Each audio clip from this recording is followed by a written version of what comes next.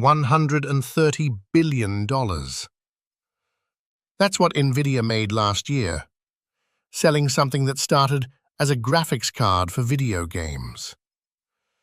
So how does a company that nearly went bankrupt, making chips for gamers, end up powering every AI system on the planet? And here's the part nobody expected. The weapon that built Nvidia's monopoly isn't a chip. It's free software they gave away for a decade. Software that now makes it nearly impossible for any competitor to catch up. This is Moat and Margin. Nvidia's business model Is deceptively simple. They design the most powerful graphics processing units on the planet, GPUs, and sell them at extraordinary margins.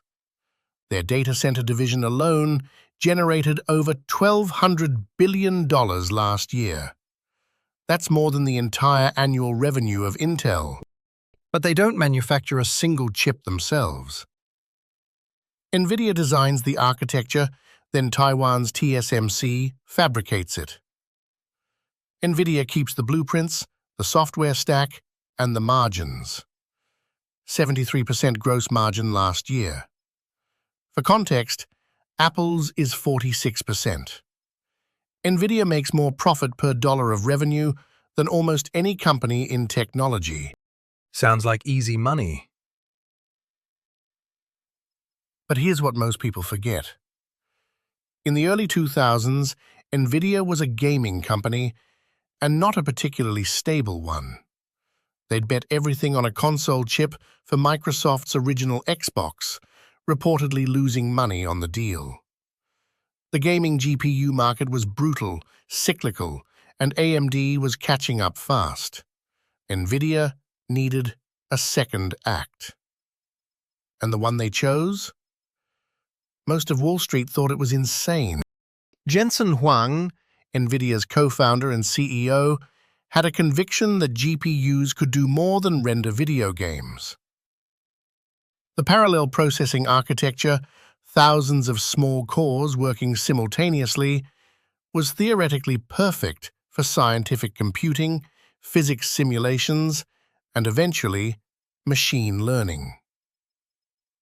The problem was, nobody had written the software to make that work.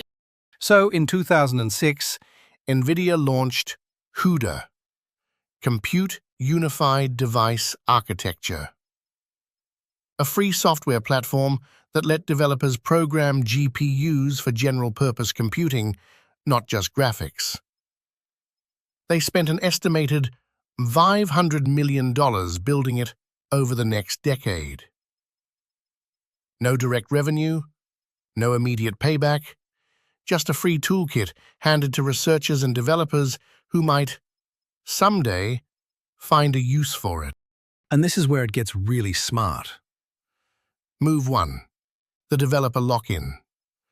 CUDA wasn't just a toolkit, it was an entire ecosystem. Libraries, debugging tools, optimization frameworks, documentation. Nvidia hired hundreds of engineers specifically to help researchers at universities write CUDA code. They embedded themselves in academic computer science departments. By the time a PhD student graduated, they'd been writing CUDA for 4 years. Their entire codebase, their muscle memory, their career, all built on Nvidia's platform. If you're building a platform business, This is the move. Invest in the ecosystem before the market exists, because by the time demand arrives, switching costs are already too high. Nvidia didn't wait for AI to get big. They planted the seeds a decade early. Move 2. The full stack strategy. While Intel and AMD sold chips and let customers figure out the software, Nvidia built the entire vertical. Hardware, drivers, CUDA runtime, cuDNN for deep learning, TensorRT for inference optimization, and eventually entire pre-trained model frameworks. Buying an Nvidia GPU wasn't buying a chip, it was buying a ready-made AI development platform. And the numbers reflect it. Data center revenue went from $3 billion in 2020 to $115 billion in 2025. That's a 38x increase in 5 years. Move 3. Pricing power through scarcity. Nvidia's H100 chips, the workhorses of AI training, were selling for $25,000 to $40,000 each. And there weren't enough of them. During the 2023 AI boom, waiting lists stretched to 6 months. Cloud providers were paying premiums just to get allocation. When demand outstrips supply that dramatically, you don't compete on price. You compete on access. And Nvidia controlled the access. But here's what nearly derailed All of it. Before AI saved Nvidia, crypto almost destroyed them. In 2018, cryptocurrency miners had been buying Nvidia gaming GPUs in bulk to mine Ethereum. Revenue surged. Nvidia ramped up production. Then, the crypto market collapsed. Overnight, the second-hand market flooded with used mining GPUs. Gaming card sales cratered. Nvidia's stock dropped 56% in 3 months.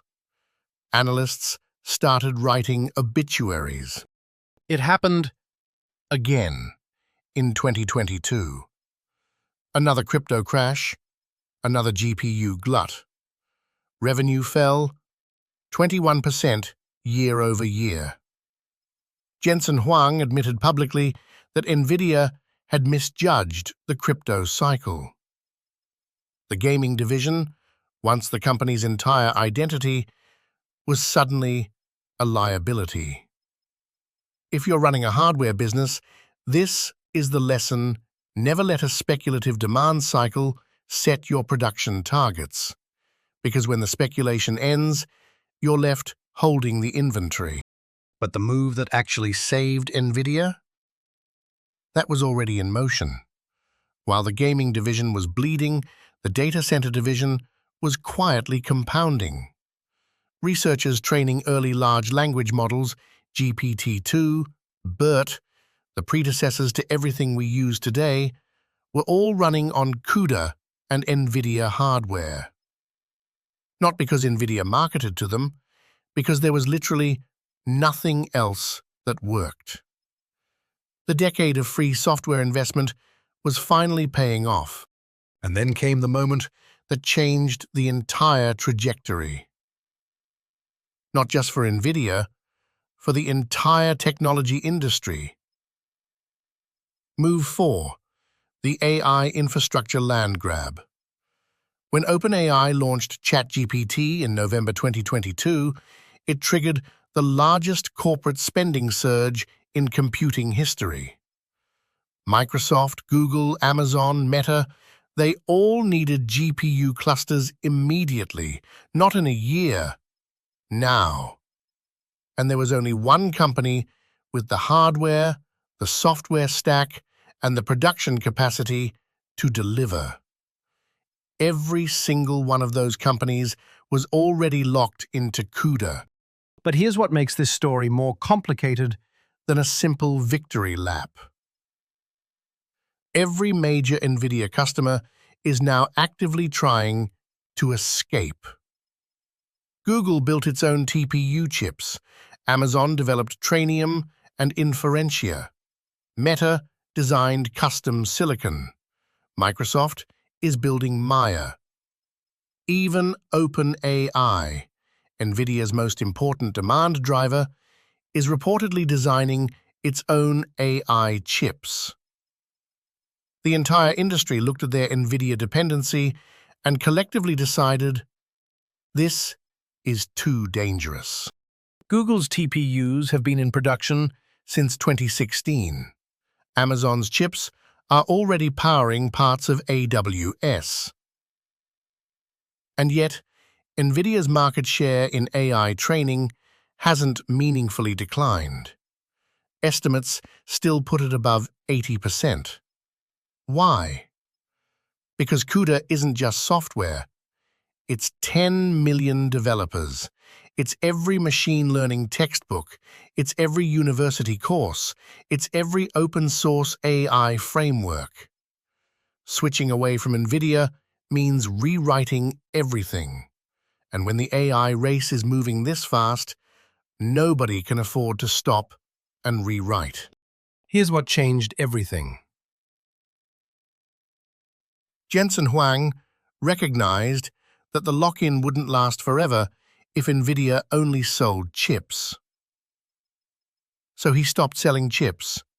Starting with the Blackwell architecture in 2024 and accelerating with Vera Rubin in 2026, Nvidia shifted from selling individual GPUs to selling complete AI factory systems.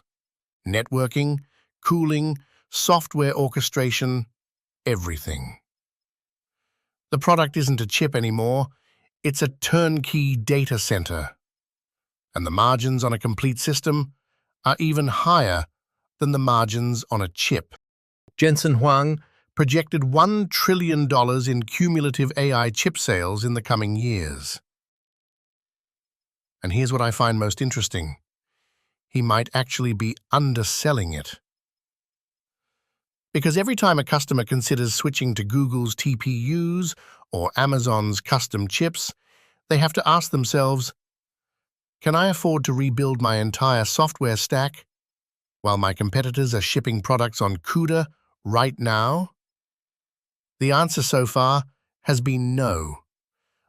So here are the 3 lessons from the CUDA playbook. First, if you're building a technology platform, give away the software and charge for the hardware. Nvidia spent $500 million making CUDA free. That investment created switching costs worth trillions. The free layer is the trap. The paid layer is the margin. Second, if you're in a cyclical hardware business, build a recurring demand layer on top. Gaming GPUs are cyclical. AI training demand is structural. The CUDA ecosystem converted Nvidia from a cyclical hardware company into a structural infrastructure provider. That's the difference between a 15x and a 50x price-to-earnings multiple.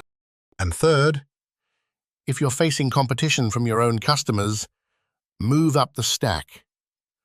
Don't fight on components. Sell the complete system. When Google and Amazon build their own chips, they're competing with Nvidia's GPU. When Nvidia sells a turnkey AI factory, they're competing with nobody. The product category didn't exist until Nvidia created it. Remember that $130 billion? It didn't come from building better chips. It came from building a platform so deeply embedded in the AI ecosystem that escaping it costs more than staying. That's not a product advantage, that's a moat. Next time, we're breaking down a company that built the opposite kind of lock-in, not through software, but through physical infrastructure so expensive that competitors can't even begin to replicate it. Subscribe to Moat and Margin so you don't miss it.